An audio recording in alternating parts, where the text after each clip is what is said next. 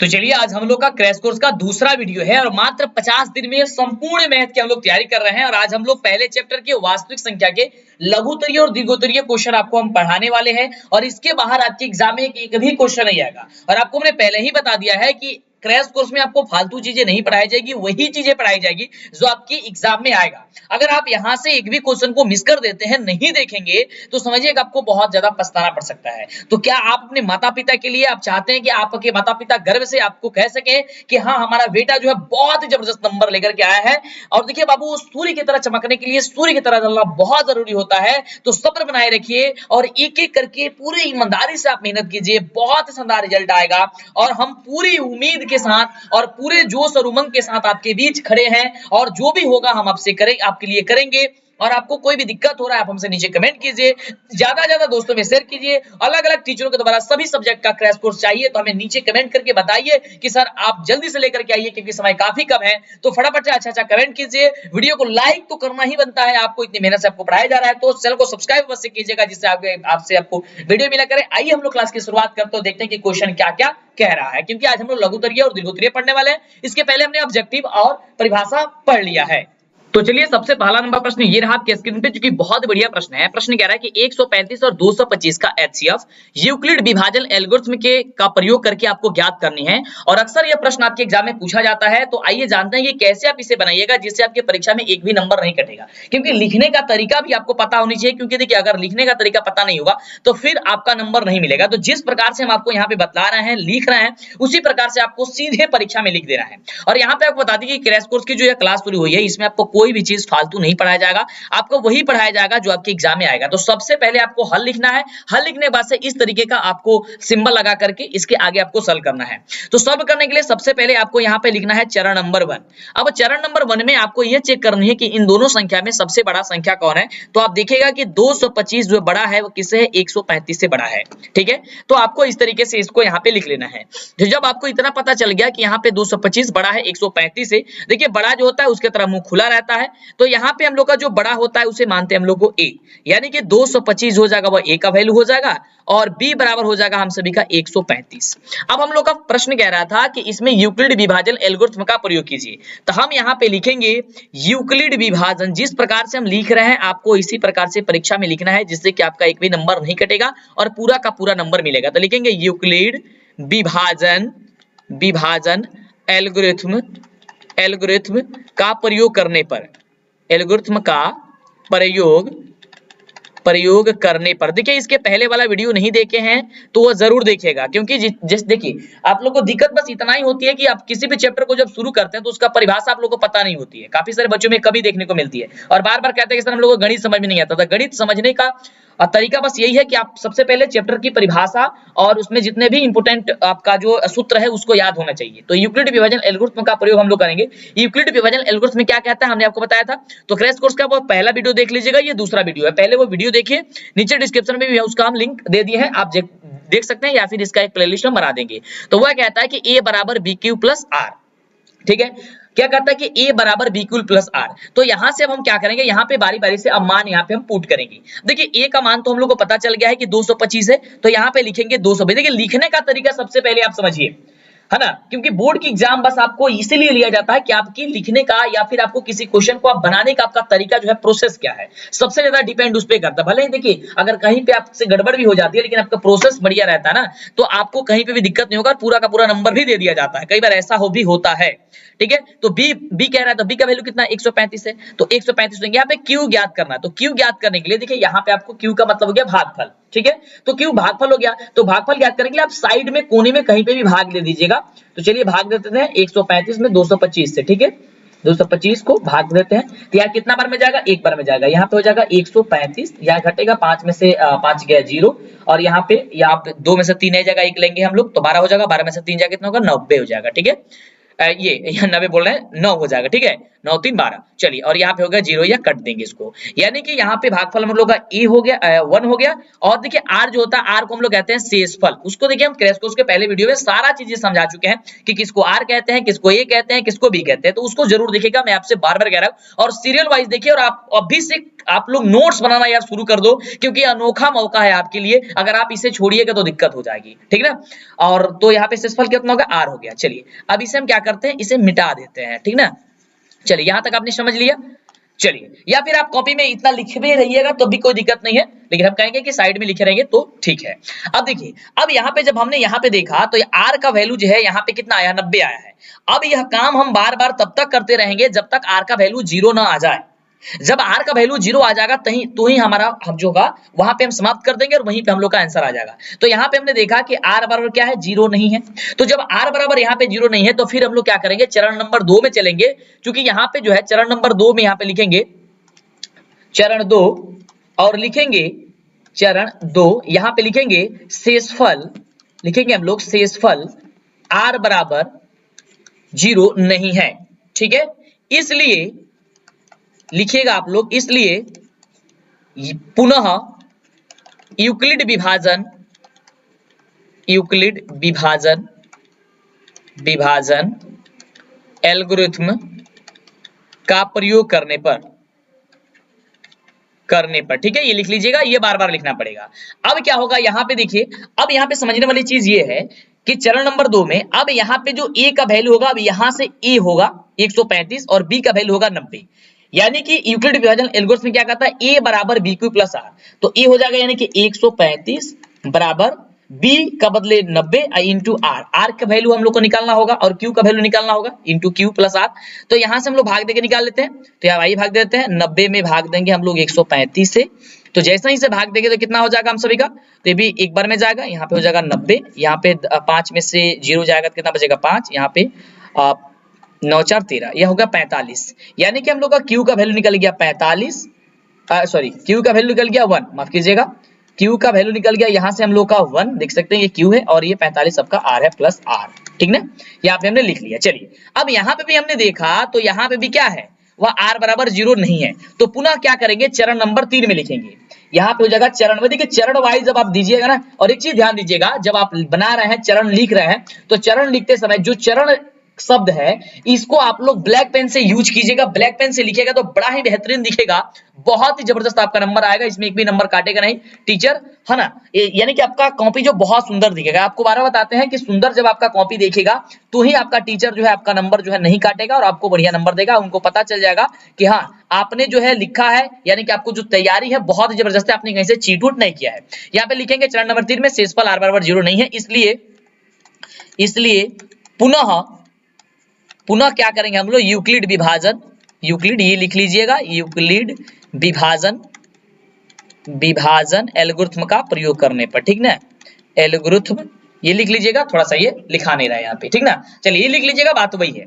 अब क्या करेंगे फिर, अब यहाँ पे जो है ध्यान से समझिएगा, अब यहाँ पे जो ए का वैल्यू हो जाएगा वह 90 हो जाएगा, बी का वैल्यू हम लोग का 45 हो जाएगा, सॉरी ए का वैल्यू हाँ 90 हो जाएगा, बी का वैल्यू 45 हो जाएगा। फिर जब यूक्लिड विभाजन कर रहे हैं यानी कि 90 बराबर हो जाएगा 45 गुणे, अब यहाँ पे क्यू निकलना है क्योंकि ए बराबर बी क्यू प्लस आर होता है हम सभी का यूक्लिड विभाजन में। देखिए समझते जाइएगा इत्मीनान से, तब समझ में आ जाएगा सारी चीजें, दिक्कत नहीं होगा। और यहाँ पे वही पढ़ाया जा रहा है जो आपके एग्जाम में आएगा, फालतू कोई चीज नहीं है, आपको बार बार कह रहा है। और पसंद आ रहा है वीडियो को तो लाइक करें, कमेंट करें, और चैनल पे देख रहे हैं, वीडियो को देख रहे हैं हमारे यूट्यूब चैनल पे, तो आप लोग सब्सक्राइब अवश्य करेंगे जिससे कि आगे से वीडियो मिला करे। तो यहाँ पे भाग दे लेते हैं, 45 में भाग देंगे, यहाँ पे 90 से 90 में 45 से भाग देंगे तो 45 दूनी कितना होता है 90 होता है, ये हम लोग का कट जाएगा यानी कि शेषफल 0 आ गया। अब यहाँ पे जब हमने देखा तो यहाँ पे क्या हो रहा है, यानी कि हम लोग का क्यू का जो वैल्यू प्राप्त हो गया 2 प्लस शेषफल हो गया आर बराबर 0। अब जब यहाँ पे हम लोग का 0 आ गया, अतः हम लिख देंगे, यहाँ पे लिखिएगा अतः, अब चरण नहीं लिखेंगे, अब लिखेंगे अतः 135 और 225 का HCF जो होगा, HCF बराबर हो जाएगा 45। जो बी का वैल्यू होता है वही आपका HCF होता है, हो जाएगा 45। ये हो गया आपका आंसर, तो इस तरीके से अगर आप एक एक क्वेश्चन को सॉल्व करेंगे तो आपका एक भी नंबर नहीं कटेगा और पूरा का पूरा नंबर आपको दे दिया जाएगा। समझे? चलिए अब बात करते हैं हम लोग अगले क्वेश्चन की। अगला क्वेश्चन क्या है, ये देखिए अगला क्वेश्चन बड़ा ही शानदार क्वेश्चन है और जिन बच्चों को आता है समझ में तो बहुत अच्छी बात है, जिनको नहीं आता है वो भी समझते जाएंगे एक एक करके, जिसे दिक्कत नहीं हो। देखिए बड़ा ही शानदार क्वेश्चन है कि दर्शाइए कि एक धनात्मक विषम पूर्णांक जो है वह 6q+1 या 6q+3 या 6q+5 के रूप का होता है और अक्सर यह परीक्षा में आपके एग्जाम में यह क्वेश्चन जो है वह पूछा जाता है। तो कैसे बनेगा आइए इसको हम समझाते हैं और नोट करते जाइए, स्क्रीनशॉट लेते जाइए, ठीक ना। चलो सबसे पहले आपको क्या करना होगा, इसको यहां पे लिखना होगा हल। देखिए सबसे पहले इसको हल लिखिए और ये काम जो है ब्लैक पेन से कीजिएगा तो बड़ा ही बेहतरीन होगा, है ना। इस चीज को ब्लैक पेन से कीजिएगा, मैं आपको रिकमेंड कर रहा हूं कि ब्लैक पेन से कीजिएगा जिससे कि दिखेगा बहुत बढ़िया। अब आप जो लिखिएगा उसे लिखेगा ब्लू पेन से, ठीक है। 2 पेन का यूज कीजिएगा, आपका कॉपी बहुत सुंदर दिखेगा और आपका एक भी नंबर नहीं कटेगा।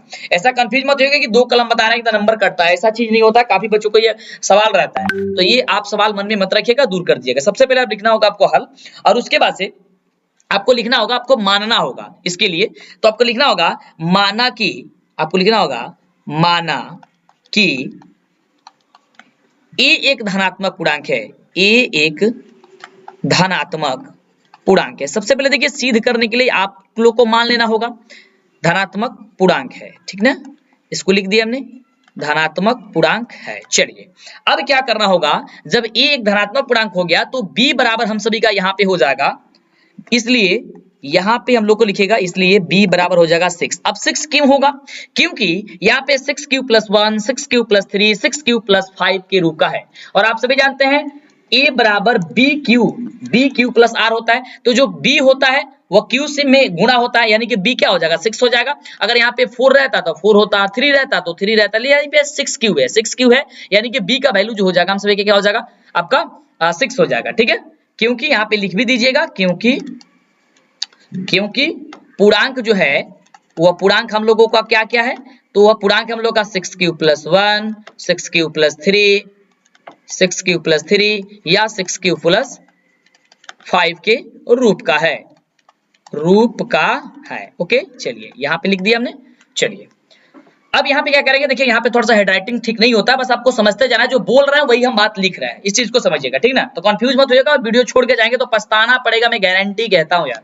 क्योंकि जो भी पढ़ाया जा रहा है यहाँ पे, जो क्वेश्चन है इसके पहले हमने ऑब्जेक्टिव और परिभाषा दोनों पढ़ा दिया है, वो वीडियो देख लीजिएगा, उससे बाहर एग्जाम में नहीं आएगा। और यहाँ पे सब्जेक्टिव पढ़ा रहा है, इससे बाहर आपके एग्जाम नहीं आएगा। हाँ भले ही यहाँ पे थोड़ा सा एक अंक चेंज कर दिया जाएगा, जहाँ 6 पढ़ा रहे हैं वहां पे 4 आ सकता है, ये 3 आ सकता है और 1 की जगह कुछ और आ सकता है। तो बस प्रोसेस तो वही रहेगा, केवल अंक चेंज आप भी कर दीजिएगा, ठीक ना। जैसे अंक क्वेश्चन में चेंज होगा वैसे ही आप लोग आंसर में भी चेंज कर दीजिएगा, आपका आ जाएगा, है ना। चलिए अब यहाँ पे हमने लिख दिया यहाँ, उसके बाद से आपको मानना पड़ेगा अतः, अब करेंगे हम लोग लिखेंगे अतः यूक्लिड विभाजन परिमेयिका का प्रयोग करने पर। अब क्या करेंगे हम लोग, यूक्लिड विभाजन का प्रयोग करेंगे, यूक्लिड विभाजन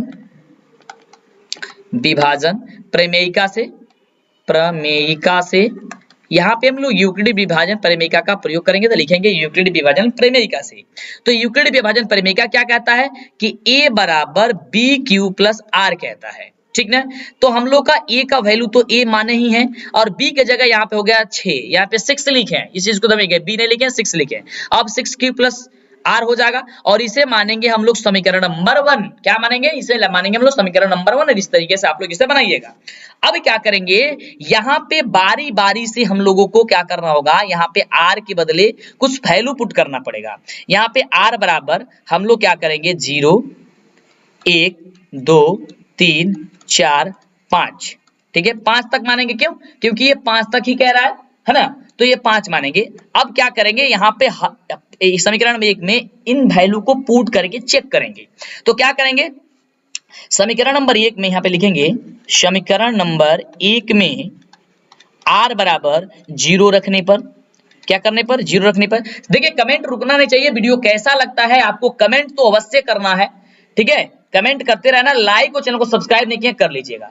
रखने पर जब हम r बराबर 0 रखेंगे तो यहाँ पे क्या हो जाएगा, a बराबर 6q +0 तो +0 करेंगे तो फिर वो 6q हो जाएगा, तो केवल यहाँ पे हम 6q रहने देते हैं, हो गया 6q हो गया, ये मान लेंगे हम समीकरण नंबर हम इसे 2, ओके। चलिए अब क्या करेंगे यहाँ पे, अब क्या करेंगे फिर पुनः क्या करेंगे, अब समीकरण नंबर 1 में पुनः यहाँ पे लिख लीजिएगा, पुनः पुनः समीकरण नंबर 1 में r बराबर 1 रखने पर क्या करेंगे आप लोग, r बराबर 1 रखने पर सब मान रखना पड़ेगा बार बार। तो जब r बराबर 1 रखेंगे तो a बराबर बी क्यू, यानी कि b की जगह 6 था, q की जगह q था, अब प्लस r की जगह 1 हो जाएगा। इसे मान लेंगे समीकरण नंबर हम लोग का 2। चलिए यहां तक सारी चीजें समझ में आ गया।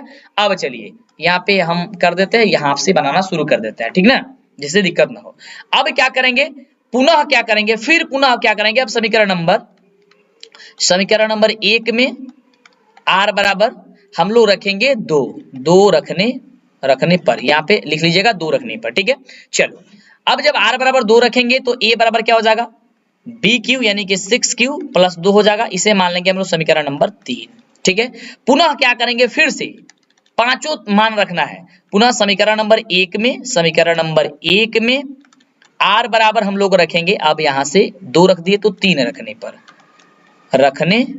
पर, ठीक ना। तो जब r बराबर 3 रखेंगे तो क्या हो जाएगा, a बराबर 6q प्लस 3 हो जाएगा, ठीक है। ये मान लेंगे समीकरण नंबर 4। पुनः क्या करेंगे, यहां से हम लोग समीकरण नंबर 1 में ये बार बार लिखते जाना है। 1 में r बराबर हम लोग को क्या रखना होगा, 4 रखने पर जब r बराबर 4 रखेंगे तो a बराबर क्या हो जाएगा, a बराबर 6q प्लस 4 हो जाएगा। समीकरण नंबर ये 5 हो गया। अब पुनः फिर क्या रखेंगे हम लोग, यहाँ पे समीकरण नंबर 1 में हम लोग रखना होगा, 1 में r बराबर 5 रखेंगे। क्या रखेंगे, 5 रखने पर, ठीक ना। जब 5 रखेंगे तो ये बराबर क्या हो जाएगा, 6q प्लस 5 हो जाएगा। इसे मान लेंगे समीकरण नंबर 6। अब चलिए ये हम लोग का सारा चीज कंप्लीट हो गया। इस तरीके से आपको लिख लेना है, ठीक है ना। चलिए ये थोड़ा हम पैड पे पढ़ा रहे हैं इसलिए थोड़ा सा ये गंदा दिख रहा होगा, लेकिन कोशिश है कि हमारी के अच्छा से अच्छा आपको समझ में आ रहा होगा, दिक्कत नहीं हो रहा होगा। इससे आपको कोई दिक्कत नहीं, जो बोल रहे थे कि एक जगह आसान जगह बैठ के पढ़िएगा तो दिक्कत नहीं होगा। चलिए अब यहाँ पे जब आप देखेंगे, एनालिसिस कीजिए। अब यहाँ पे इसको चेक कीजिए, आपने जब 1 रखा तो 6q प्लस 1 के रूप का आया, यहाँ पे अब 3 रखा तो 6q प्लस 3 आया, और यहाँ पे जब 5 रखा तो 6q प्लस 5 के रूप का आया। अब यहाँ पे 1 3 5 क्या है, तो कहिएगा कि सर ये आपका विषम पूर्णांक है। तो वही चीज तो हम लोग को पता करनी थी कि अगर हम लोग यहाँ पे दर्शाना था कि यदि कोई एक दर्शाना था आपको कि एक धनात्मक विषम पूर्णांक का रूप जो होता है वह 6q प्लस 1 या 6q प्लस 3 या 6q प्लस 5 का रूप का होता है। हमने माना था और मान करके जब सॉल्व किया तो हमने देखा कि वही चीज आ गया। तो अब आपको क्या लिखना है, थोड़ा सा इसको मिटा देते हैं हम, ठीक है। स्क्रीनशॉट लेना चाहते हैं ले सकते हैं, ले लीजिए। स्क्रीनशॉट लेना चाहते हैं तो बिल्कुल, हाँ। चलिए या वीडियो को पॉज करके आप लिख सकते हैं। चलिए अब क्या करना पड़ेगा, अतः हमने देखा, चूंकि हमने क्या देखा कि 1 3 5 एक धनात्मक विषम पूर्णांक है। क्या है, धनात्मक विषम पूर्णांक है। क्या है, धनात्मक विषम पूर्णांक है। तो जब धनात्मक विषम पूर्णांक है तो इसलिए जो हम लोग का यह रूप दिया गया था, इसलिए सभी धनात्मक पूर्णांक जो है वो क्या हो जाएगा, तो 6q प्लस 1 या 6q प्लस 3 या 6q प्लस 5 के रूप का होगा। ओके होगा, बस आपका हो गया, साबित हुआ, या लिख दीजिएगा प्रूव्ड, ठीक है, साबित किया। बस इतना चीजें लिख दीजिएगा, ये आपका पूरा का पूरा नंबर मिल जाएगा, एक भी नंबर नहीं कटेगा। अगला क्वेश्चन की ओर बढ़े। बिल्कुल समझ में आ रहा है, लाइक करो, बिल्कुल लाइक करो, और एक इत्मीनान से एक जगह बैठ करके देखो, बड़ा ही मजा आएगा। एक एक क्वेश्चन आपके लिए अति महत्वपूर्ण क्वेश्चन है। अगला क्वेश्चन आपके एग्जाम में पूछा जाता है, बहुत बढ़िया क्वेश्चन, कि जांच कीजिए कि क्या किसी प्रकृत संख्या n के लिए संख्या जो है 6 का पावर n अंक जो है वो 0 पे समाप्त हो सकती है या नहीं हो सकती है। तो देखिए 0 पे समाप्त होने के लिए, यानी कि कहने का मतलब है कि शांत होने के लिए आप जानते हैं कि उसमें जो है या तो 2 होना चाहिए, नहीं तो 5 होना चाहिए, यही रूप का होना चाहिए। अगर 2 5 नहीं रहेगा उसके गुणखंड में तो वह आपका 0 पे समाप्त नहीं होगा, यानी कि वह शांत नहीं होगा। ये तो पहले हमने आपको पढ़ाया था पहली वाली क्लास में, ठीक ना। तो बस इतना अगर आप जान गए तो समझिए कि ये क्वेश्चन भी आपको चुटकियों में बन जाएगा। इसमें आपको सिद्ध करने वाला भी क्वेश्चन बताया जाएगा, यानी कि सब कुछ बताया जाएगा। बस आप लोग निश्चिंत रहिए, आपको हम बता रहे हैं कि जो पढ़ा रहे हैं आपको सीधे एग्जाम में इससे बाहर नहीं आएगा, बस आपको इतना ही रिवीजन करके जाना है। तो यहाँ पे हल लिखेंगे आपको ब्लैक पेन से, और लिखने के बाद से आपको क्या करना होगा, यहाँ पे क्या दिया गया है अंक, तो 6n दिया गया है। तो जो 6n दिया गया है, 6 का अगर गुणनखंड आप करेंगे तो क्या होगा, यहाँ से 3 हो जाएगा और यहाँ से हो जाएगा 1, ठीक है। 3 दूनी 6 और 3 एकम 3। ओके, अब आपने देखा यहाँ पे कि जो 6 का पावर जो 6 है हम लोग का, वो 6 का जब आपने गुणनखंड किया तो ये 2 गुणे 3 का पावर ये n हो जाएगा। 6 के बदले तो 2 गुणे 3 है और n ऊपर है तो n को बदले तो n हम लोग रहने देते हैं। चलिए यहाँ पे हमने रख दिया। अब आप यहाँ पे देखें, चूंकि क्या देखें यहाँ पे इसके अभाज्य गुणनखंड में, इसके लिखेगा आप लोग, इसके ये ब्लू पेन से लिखेगा, इसके अभाज्य गुणनखंड में, जिससे कि आपका नंबर नहीं कटेगा, अभाज्य गुणनखंड में हमने देखा कि केवल 2 है, केवल 2 है, केवल यहाँ पे 2 है, केवल 2 है और 5 नहीं है। इसलिए जो है यह जो है 6 के पावर n का कोई भी अंक जो है वह 0 पर समाप्त नहीं होगा। कोई भी अंक 0 पर या फिर शून्य पर समाप्त नहीं होगा। बस आप इतना लिख दीजिएगा, आपका 2 नंबर आपके एग्जाम में आ गया। बस अगर आप केवल इतना लिख दिए तो आपका 2 नंबर आ गया। समझ में आ रहा है? बिल्कुल। तो ये क्वेश्चन जो है वो इस तरीके से आपके एग्जाम में बनती है और पूछी जाती है, और जैसे ही क्वेश्चन आएगा तो आप लोग इस तरीके से इसको बना दीजिएगा। ओके, चलो अगले क्वेश्चन की बात करें। अगला क्वेश्चन क्या करें? बिल्कुल तैयार है ना? पूरा वीडियो वॉच कीजिए, एक शांत जगह बैठिए और क्लास को पूरा कंटिन्यू देखिए, पूरी क्रैश कोर्स की क्लास। और हम जो है अलग अलग टीचर के द्वारा कोशिश करना है इस साल कि आपकी हर एक सब्जेक्ट की तैयारी क्रैश कोर्स के माध्यम से पूरी करा दें। तो क्या आप सभी तैयार हैं? तैयार हैं तो ज्यादा से ज्यादा लाइक और कमेंट आना चाहिए कि बिल्कुल सर तैयार है, आप लेकर के आइए, मजा आएगा पढ़ने में और कुछ भी दिक्कत नहीं होगा। चलो अगला क्वेश्चन कह रहा है हम सभी का कि संख्याओं 6 और 20 के अभाज्य गुणनखंड विधि से एचसीएफ और एलसीएम ज्ञात करनी है। यहाँ पे क्या, किस विधि से? अभाज्य गुणनखंड विधि से। सबसे पहले यहाँ पे ब्लैक पेन से आपको लिखना होगा हल। जैसे लिख लीजिएगा उसके बाद से आपको यहाँ पे लिखना होगा 6, यानी कि 6 और 20 का निकलना है। तो 6 बराबर इसका पहले आप लोग अभाज्य गुणनखंड कर लीजिएगा। तो यहाँ से हम कर लेते हैं 6 का 2 से कटाएंगे तो 3 दूनी 6 और 3 एकम 3, यानी कि 6 को लिख सकते हैं 2 गुने 3। चलिए अब उसके बाद से यहाँ पे 20 का करेंगे, यानी कि 20 का, तो 20 का भी गुणनखंड कर लेते हैं। तो 20 का क्या हो जाएगा, 2 से कटेगा तो 10 दूनी 20, फिर 2 से कटेगा 5 दूनी 10, 5 एकम 5 हो गया। अब यहाँ पे लिख देंगे 2 गुने 5, या फिर आप इसे लिख सकते हैं 2 का पावर 2 गुणे 5, क्योंकि 2 जो है वह 2 बार आया है, तो जो जितना बार आता है उसका पावर चढ़ जाता है। बिल्कुल हो गया। चलिए अब यहां तक आपने समझ लिया। अब आपको क्या करना है, इसका एचसीएफ ज्ञात करनी है। तो एचसीएफ क्या होता है? एचसीएफ जो है 6 और 20। देखिए डायरेक्ट आप लोग क्या करते हैं, एचसीएफ लिख देते हैं, लेकिन आपको इस प्रोसेस में लिखना होगा एचसीएफ 6,25, ताकि उसको समझ में आए कि हाँ आपने 6,25 का एचसीएफ निकाला है। तो देखिए एचसीएफ कौन होता है? जो इन दोनों में आपको मिलता है।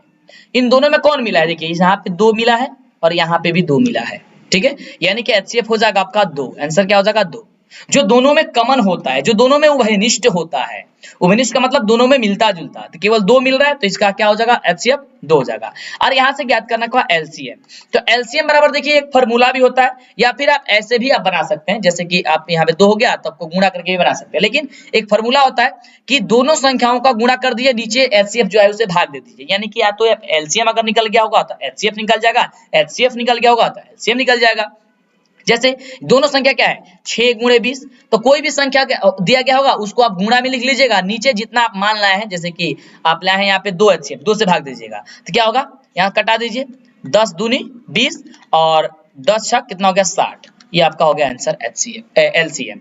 तो ये आपका निकल गया एचसीएफ और ये निकल गया एलसीएम। बस इतना आप लिख दीजिएगा, आपका नंबर आपका क्वेश्चन बन जाएगा, पूरा का पूरा नंबर दे दिया जाएगा परीक्षा में। बिल्कुल। अगला देखिए, अगला इस चैप्टर में कौन सा क्वेश्चन इंपोर्टेंट है, कौन सा क्वेश्चन आपके एग्जाम में आता है, तो आता है कि अभाज्य गुणनखंड विधि से आप बताइए कि 96 और 404 का एचसीएफ ज्ञात कीजिए और फिर इसका एलसीएम भी ज्ञात कीजिए। बात वही है, प्रोसेस वही करना है, एचसीएफ और एलसीएम ज्ञात करना है। तो यहाँ पे आपको ब्लैक पेन से लिखना होगा हल लिखने के बाद से यहाँ पे लिखना होगा 96 और यहाँ पे इसका अभाज्य गुणनखंड निकालना होगा। तो 96 का यहाँ पे हम निकाल लेते हैं। जब 96 के यहाँ पे निकालेंगे तो कितना से कटेगा, 2 से कटेगा, 2 से जब एक कटेगा तो 48 दूनी 96 होता है। बिल्कुल। फिर 2 से डिवाइड होकर कितना होगा, 24 दूनी 48 होता है।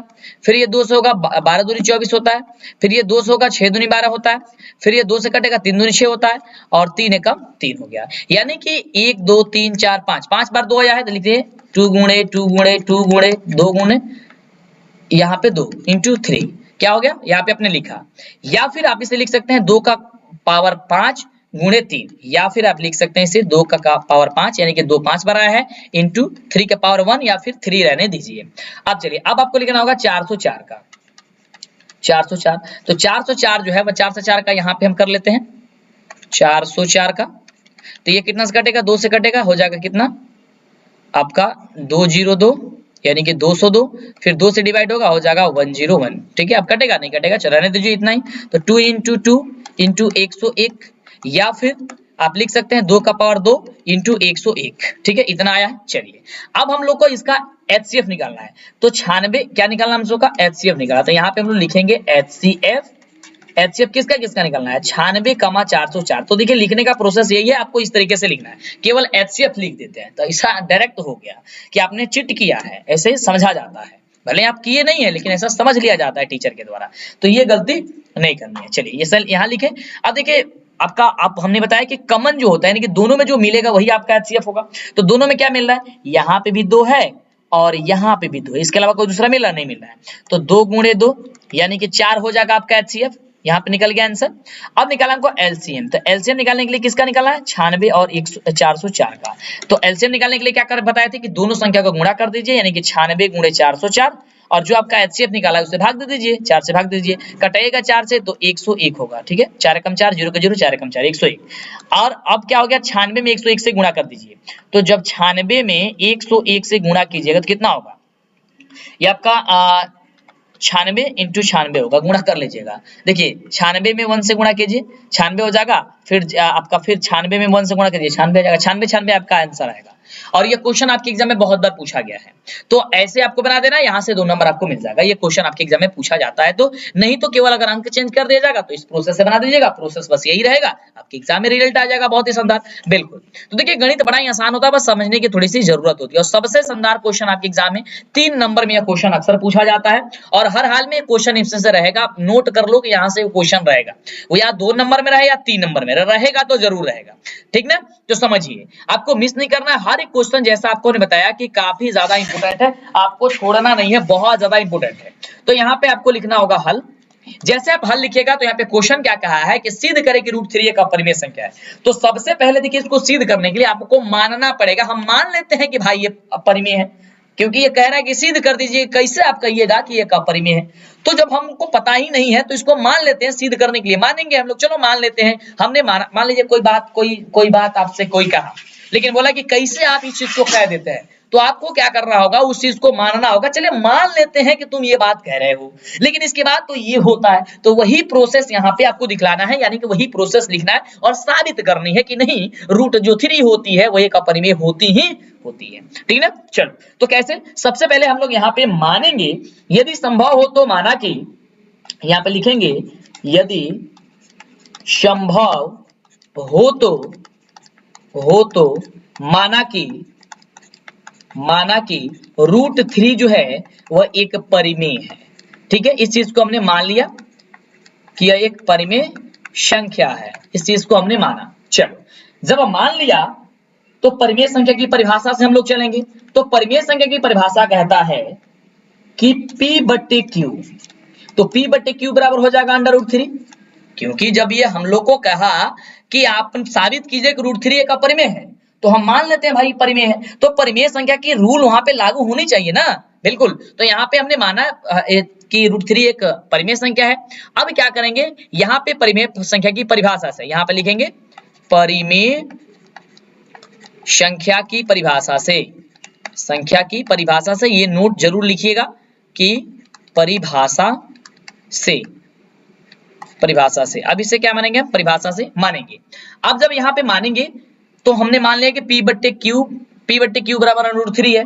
अब क्या करेंगे, दोनों पक्षों को वर्ग करेंगे। क्यों, क्योंकि इसका रूट हटाने के लिए, दोनों पक्षों का वर्ग करने पर, देखिए जो भी काम कीजिएगा तो दोनों पक्ष में कीजिएगा, और दायां पक्ष बायां पक्ष दोनों में। जब आप वर्ग कीजिएगा तो PQ का स्क्वायर हो जाएगा और यहाँ पे √3 का स्क्वायर हो जाएगा। तो जब यहाँ पे PQ का स्क्वायर हो जाएगा, P/Q का स्क्वायर हो जाएगा, तो क्या हो जाएगा, नीचे यहाँ पे डायरेक्ट हम लिख देते हैं कि यहाँ पे हो जाएगा P²/Q², और यहाँ पे हो जाएगा √3 का स्क्वायर कीजिएगा तो 3 होगा, ये होगा ना। अब यहाँ पे हम एक चीज देख रहे हैं कि P²/Q², और इसके नीचे कुछ नहीं है तो मान लेते हैं 1। अब यहाँ पे 3 के गुणा करते हैं, तिर्यक तिरछा गुणा, तो पी स्क्वायर बराबर क्या हो जाएगा, पी स्क्वायर बराबर हो जाएगा हम सभी का पी स्क्वायर। देखिए पी स्क्वायर में 1 से गुणा करेंगे तो पी स्क्वायर हो जाएगा बराबर पी स्क्वायर हो जाएगा 3 स्क्वायर। अब यहाँ पे हम एक चीज देख रहे हैं कि जो 3 है वह पी स्क्वायर का एक विभाजक है। जब ये 3 जो है वह पी स्क्वायर का एक विभाजक है यानी कि गुणनखंड है, तो 3 जो है वह पी का भी गुणनखंड हो जाएगा या फिर एक विभाजक हो जाएगा। और इसी प्रकार से जो 3 है वह क्यू स्क्वायर का एक विभाजक है, तो ये भी जो है आपका 3 जो है वो भी क्यू स्क्वायर का हो जाएगा। तो उसी चीज को हम यहाँ पे लिखेंगे, देखिए लिखेंगे तभी आपको समझ में आएगा, थोड़ा सा यहाँ पे डिफिकल्ट होता है। देखिए ध्यान से 3 जो है वह पी स्क्वायर का क्या है, विभाजक है। तो यहाँ पे लिखेंगे 3 जो है 3 कमा पी स्क्वायर का एक गुणनखंड है, गुणनखंड लिखिए गुणनखंड है। तो जब 3 जो है वह पी स्क्वायर का गुणनखंड है तो 3 जो है पी का भी गुणनखंड हो जाएगा, पी का गुणनखंड हो जाएगा, ठीक है। इसी प्रकार हम देखेंगे कि अब यहाँ पे 3 जो है वह क्यू स्क्वायर का भी एक गुणनखंड है, क्यू स्क्वायर का एक गुणनखंड है, एक गुणनखंड है। यहां से हमको साबित हुआ। तो क्या होगा 3 जो है वह क्यू का भी एक गुणनखंड हो जाएगा, एक गुणनखंड हो जाएगा, गुणनखंड है, यहाँ पे लिख लीजिएगा गुणनखंड है। तो जब हम ये देख रहे हैं कि 3 जो है पी स्क्वायर का भी गुणनखंड है, 3 जो है पी का भी गुणनखंड है, 3 जो है क्यू स्क्वायर का भी गुणनखंड है, तो 3 क्यू का भी गुणनखंड हो जाएगा। तो जब ये ऐसा कथन आ रहा है इसका मतलब ये तो विरोध उत्पन्न कर रहा है यार। तो ये क्या कर रहा है, ये विरोधाभास उत्पन्न कर रहा है। तो चूंकि लिखेंगे हम लोग यह विरोध उत्पन्न कर रहा है, विरोध उत्पन्न कर रहा है, ऐसा काम इसको नहीं करना चाहिए। विरोध उत्पन्न कर रहा है इसलिए √3 एक अपरिमेय संख्या है, साबित हो गया। बस इतना लिख दीजिएगा। क्या लिख दीजिएगा, इसलिए √3 एक अपरिमेय संख्या है। बस इतना सिंपल है। इसका स्क्रीनशॉट लेना चाहते हैं ले सकते हैं, या फिर मेरे ऐप, मेरे वेबसाइट सब जगह इसको अपलोड कर दिया गया, नीचे डिस्क्रिप्शन में लिंक दिया गया है, आप जा करके मेरे ऐप को डाउनलोड कर सकते हैं। या फिर आप गूगल में जाइए, लिखिए डीएलएस एजुकेशन और वहां पे आएगा डीएलएस एजुकेशन ऑफिशियल, वहां से जुड़िए। वहां पे ऑब्जेक्टिव, सब्जेक्टिव, मॉडल पेपर सारा चीज मिल जाएगा, आपको परेशानी नहीं होगा। या वीडियो के अंतिम में हम आपको उसका दिखा देंगे कि कैसे आपको सर्च क्या चीज करना है, ठीक ना। चलिए फिलहाल अगला देखिए, अगला यह क्वेश्चन है कि सिद्ध करें कि 5 - √3 एक अपरिमेय संख्या है। इसका प्रोसेस थोड़ा सा अलग होता है, होता तो सब कुछ एक ही है लेकिन थोड़ा सा अंतर इसमें हो जाता है, क्योंकि एक चीज हमने पहले ही साबित कर दिया कि √3 एक अपरिमेय है। तो अगर आपके एग्जाम में जो है √3 की जगह अगर √5 आ जाएगा तो कहिएगा कि नहीं कि सर बन जाएगा, अगर √2 आ जाएगा तो कहिएगा कि नहीं कि बन जाएगा, और √7 दे देगा तभी कहिएगा कि सर बन जाएगा। बिल्कुल बन जाएगा, क्योंकि प्रोसेस तो वही है, केवल √3 के जगह 5 रख दीजिए, 5 के जगह 7 रख दीजिए, 7 के जगह 2 रख दीजिए, केवल मानवा चेंज कर दीजिए आप, बस बन जाएगा। मान जब आप चेंज कर दीजिएगा तो बन जाएगा, कोई दिक्कत नहीं होगा। ओके चलो अगला क्वेश्चन है कि सिद्ध करें कि 5 - √3 एक अपरिमेय संख्या है। तो जब अपरिमेय संख्या सिद्ध करना है तो इसे भी हम लोग मानेंगे। चलो मान लेते हैं भाई कि ये जो है एक परिमेय संख्या है, तो यहाँ पे लिखेंगे हल, लिखेंगे मानेंगे हम लोग, माना कि संभव हो तो, माना कि लिखेंगे यहाँ पे यदि संभव हो तो, माना कि 5 - √3 एक परिमेय संख्या है। क्या है बाबू, मान लेते हैं हम लोग कि यह एक परिमेय संख्या है, परिमेय संख्या है। चलो उसे हमने मान लिया। जब इसे मान लेंगे तो परिमेय संख्या की परिभाषा से चलेंगे हम लोग, बिल्कुल चलेंगे। जब हम मान लेते हैं इस चीज को तो चलेंगे। तो यहाँ पे क्या करेंगे, अब क्या करेंगे, परिमेय संख्या की परिभाषा से, संख्या की परिभाषा से, परिमेय संख्या की परिभाषा क्या कहता है कि P/Q बराबर, तो P/Q क्या कहता है, P/Q बराबर क्या हो जाएगा, -5 - √3 हो जाएगा। और यहाँ पे एक चीज और आता है कि Q बराबर नहीं होनी चाहिए 0। ये सारा चीज हमने आपको पढ़ा दिया है पहले वाली क्लास में, तो वह जरूर देख लीजिएगा, आपको समझ में आ जाएगा। चलिए अब यहाँ पे हम लोग क्या करेंगे, अब P/Q बराबर है क्या चीज हम लोग का, 5 - √3। अब यहाँ पे हम लोग क्या करेंगे कि यहाँ पे पक्षांतरित करेंगे। तो जब यहाँ पे पक्षांतरित करेंगे तो माइनस जो √3 है वो क्या हो जाएगा, √3 बराबर हो जाएगा 5, और इसको पक्षांतरित करेंगे हो जाएगा 5 - P/Q।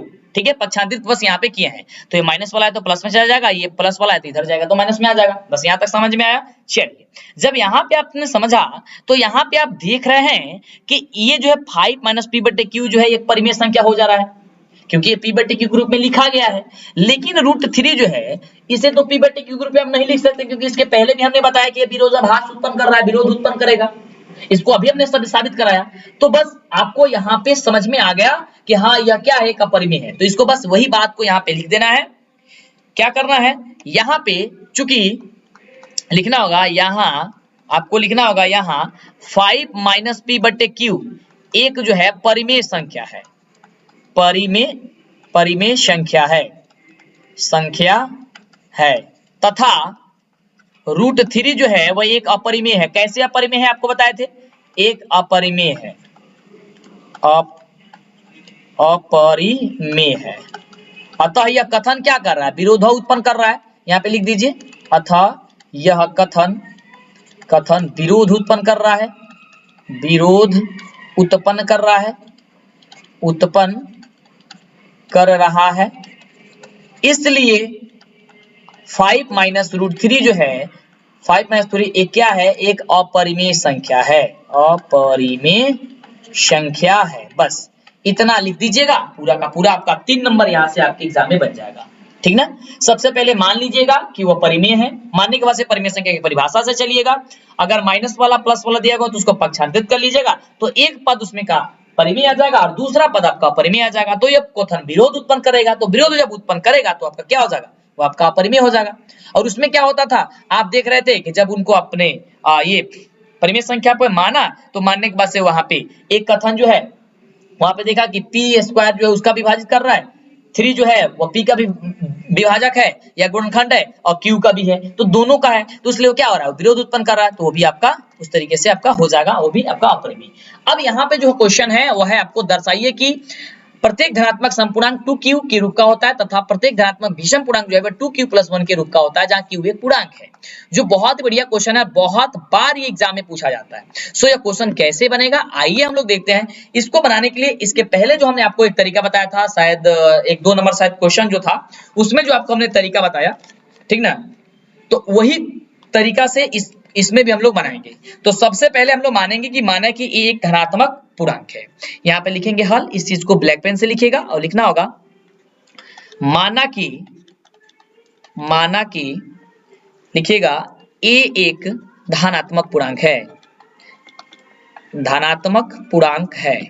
पूरे 50 दिन की क्लास चलेगी आपका, 50 दिन में पूरे गणित की तैयारी आपकी कंप्लीट हो जाएगी।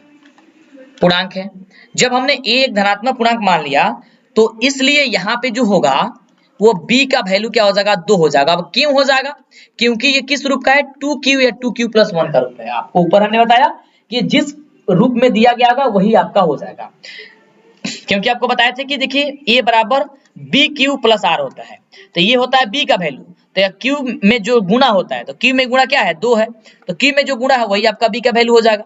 चलिए, तो यहाँ पे क्या हो जाएगा, b बराबर 2 हो जाएगा। क्यों हो जाएगा, यहाँ पे लिख लीजिए क्यों हो जाएगा, लिख दीजिए क्योंकि पूर्णांक जो है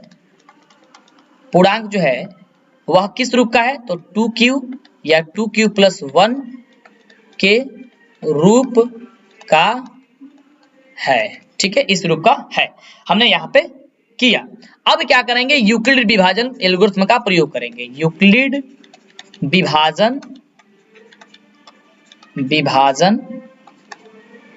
एल्गोरिथ्म का प्रयोग करने पर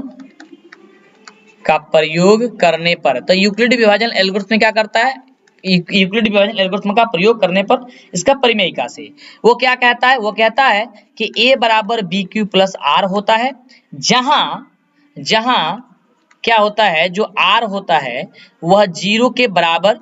देखिए ध्यान से, जो r होता है उन्होंने कहा कि a बराबर bq + r तो होता है, लेकिन जो r होता है वो 0 से कभी भी बड़ा होगा या फिर उसके बराबर होगा और b से छोटा होगा। ठीक ना, क्या होगा, b से छोटा होगा। यहां तक आपने समझा। अब हमने आपको ऊपर बतलाया था कि अब आपको क्या करना होगा कि यहाँ पे आपको जब ये दे दिया गया है a बराबर bq + r, तो ए का ए, अब बी की जगह 2 माने थे तो 2 हो गया, यानी कि 2q अब प्लस r, ये क्या हो जाएगा समीकरण नंबर 1। अब जब ये समीकरण नंबर 1 हो गया तो यहाँ पे r के बदले आप 0, 1 और 2 मानिएगा, ठीक है। अब क्या करेंगे, आपको पुनः क्या करेंगे आप लोग, यहाँ पे आपको लिखना होगा पुनः r बराबर 0, 1 और 2 मानने पर। क्यों? क्योंकि b का वैल्यू जो ये r का वैल्यू जो है वह 0 से बड़ा और r b से छोटा होना चाहिए, तो b से छोटा होना चाहिए, b से बड़ा नहीं होना चाहिए, तो 0, 1 और 2 ही मानेंगे हम लोग, ठीक है। अब इसको क्या करेंगे हम लोग, यहाँ पे लिख देते हैं माना।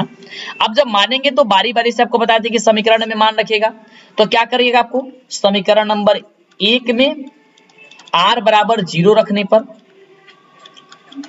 पर यहाँ पे लिख लीजिएगा, रखने पर, तो जब r बराबर 0 रखेंगे तो a बराबर b क्यूब यानी कि 2q प्लस 0 हो जाएगा। तो जब 2q प्लस 0 या 0 जोड़िएगा तो फिर सब संख्या वही आ जाता है, तो यहाँ पे केवल हम रहने देते हैं 2q और इसे मान लेते हैं समीकरण नंबर 2। अब फिर क्या करेंगे, समीकरण नंबर 1 में, समीकरण नंबर 1 में r बराबर हम लोग क्या करेंगे 1 रखने पर, ठीक है, 1 रखेंगे या 1 मानने पर। जब r बराबर 1 रखेंगे तो a बराबर 2q और r की जगह 1 हो जाएगा, यानी कि 2q प्लस 1 हो जाएगा, इसे मान लेंगे समीकरण नंबर 3। अब इसी प्रकार से यहाँ पे समीकरण नंबर जो है, समीकरण नंबर 1 में क्या करेंगे, r बराबर 2 मानेंगे, 2 रखने पर। जब यहाँ पे 2 रखेंगे तो यहाँ पे दर्शा देते हैं, तो क्या हो जाएगा, a बराबर 2q प्लस क्या हो जाएगा 2 हो जाएगा, ये हो जाएगा ना, 2q प्लस 2 हो जाएगा ना, बिल्कुल। तो यहाँ पे 2q प्लस यहाँ पे हम लोग का 2 आ गया, चलिए हो गया। अब यहाँ पे हम लोग को साबित करना था कि 2q सम पूर्णांक के रूप का होता है, 2q प्लस 1 विषम पूर्णांक के रूप का होता है। तो आप यहाँ से अब देखें, a बराबर जो 2q आया है, क्या यह सम है कि नहीं है, क्योंकि इसमें 0 था, वो क्या था 0 था, 0 आपका एक सम संख्या होती है, आपको पता है कि वैसी संख्या जिसके अंत में 0, 2, 4, 6 हो, तो यहाँ पे सम प्राप्त हो गया। और 2q प्लस 1 क्या है आपका, विषम है, तो 2q प्लस 1 ये क्या हो जाएगा, विषम हो गया। तो बस आपका बन तो गया, तो बस आप सिंपल आपको यहाँ पे क्या करना है, लिख देना है। इसका स्क्रीनशॉट लेना चाहते हैं ले सकते हैं, नहीं तो आप नहीं ले सकते हैं, तो आप स्टॉप करके भी इसे नोट कर सकते हैं। अब आपको सिंपल सा लिख देना है कि यहाँ a बराबर जो है वह 2q एक क्या है, सम पूर्णांक है, एक सम पूर्णांक है, एक सम पूर्णांक है, और या तथा 2q प्लस 1 जो है वह एक विषम पूर्णांक है। क्या है, विषम पूर्णांक है। तो हमने यहाँ पे साबित कर दिया कि 2q अतः अब आप लिख सकते हैं, अब लिख सकते हैं कि अतः प्रत्येक धनात्मक समपूर्णांक, यहाँ पे लिखिए प्रत्येक धनात्मक समपूर्णांक जो होता है वह 2q के रूप का होता है, देखिए सारा चीज लिखना होता है तथा प्रत्येक धनात्मक पूर्णांक, प्रत्येक धनात्मक, यहाँ पे लिखिएगा धनात्मक पूर्णांक, प्रत्येक धनात्मक पूर्णांक जो होता है वो क्या होता है, 2q प्लस 1 के रूप का होता है। बस इतना अगर आपने लिखा तो आपका पूरा का पूरा नंबर दे दिया जाएगा। तो जो आपका वास्तविक संख्या है, इसमें आपको पढ़ना क्या क्या था, आपको पढ़ना था इस चैप्टर में परिभाषा, जो कि पहले वाले वीडियो में कंप्लीट करा दिया।